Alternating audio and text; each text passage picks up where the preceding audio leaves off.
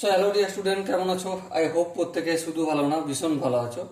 স্ক্রিনের ওপর একটা কোশ্চেন দেখা যাচ্ছে, তাই না? এই কোশ্চেনটা এসএসসি সিজিএল টিআর 1 এক্সামে আসছিল 2022 সালে। ওকে, চলো অঙ্কটা প্রথমে পড়ে নিই, তারপর অঙ্কটা করব। The average weight of P and his 3 friends is 55 KG.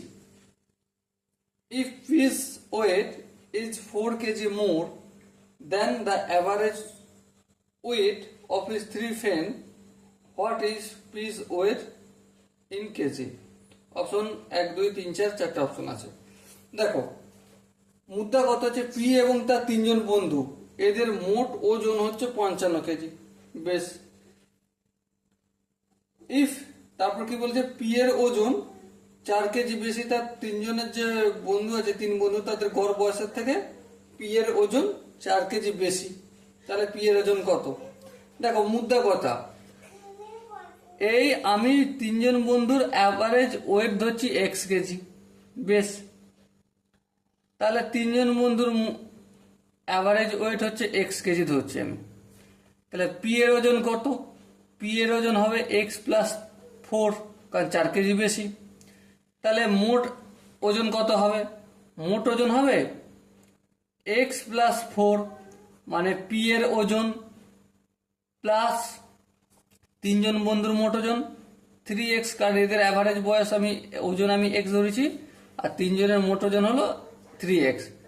তাহলে 3x প্লাস পি এর ওজন সমান কি? এই চারজনের মোট বয়স কত? 4 ইন্টু কত? 55। বলো, এখানটা বোঝা গেছে? আই হোপ প্রত্যেকে বোঝা গেছে। এবার দেখো, এই x plus 4 plus 3x equal to 4 5 20, 4 5 20, এটা কি হবে? 220 হবে। সো এই চারটা যদি সমান অপোজিট দিকে আসে, কি হবে? 220 থেকে 4 বিয়োগ হবে, তাহলে কত হবে? 216 হবে। আর এক্স এর সঙ্গে 3x যদি যোগ করি, কত হবে? 4x। সো এক্স এর ভ্যালু কত? 216/4। বোঝা গেল?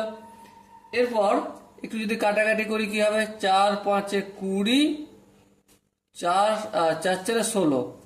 সো এক্স এর ভ্যালু কত পেলাম? 54 পেলাম। কিন্তু আমাকে এক্স এর ভ্যালু জানতে চেয়েছে না, আমাকে কি জানতে চেয়েছে? পি এর ওজন কত। সো পি এর ওজন কি? এক্স এর জায়গায় আমি 54 লিখবো। 54 প্লাস 4 সমান কত হবে? 58 কেজি। ওকে, সো এখানে দেখো যে চারটে অপশন আছে, তার মধ্যে কোন অপশনটা ঠিক হবে? Obviously option 2 is the right answer. So dear student, I hope এই কোশ্চেনটার যে সলিউশন, তার কনসেপ্ট আশা করি বোঝা গেছে। যদি কোনো জায়গায় বুঝতে অসুবিধা থাকে, ডাউট থাকে, কনফিউশন থাকে, তার জন্য কমেন্ট বক্স খোলা রইল। ওকে, সো দেখা হচ্ছে পরবর্তী সেশনে। ততক্ষণ পর্যন্ত ভালো থেকো, সুস্থ থেকো এবং জয় হিন্দ।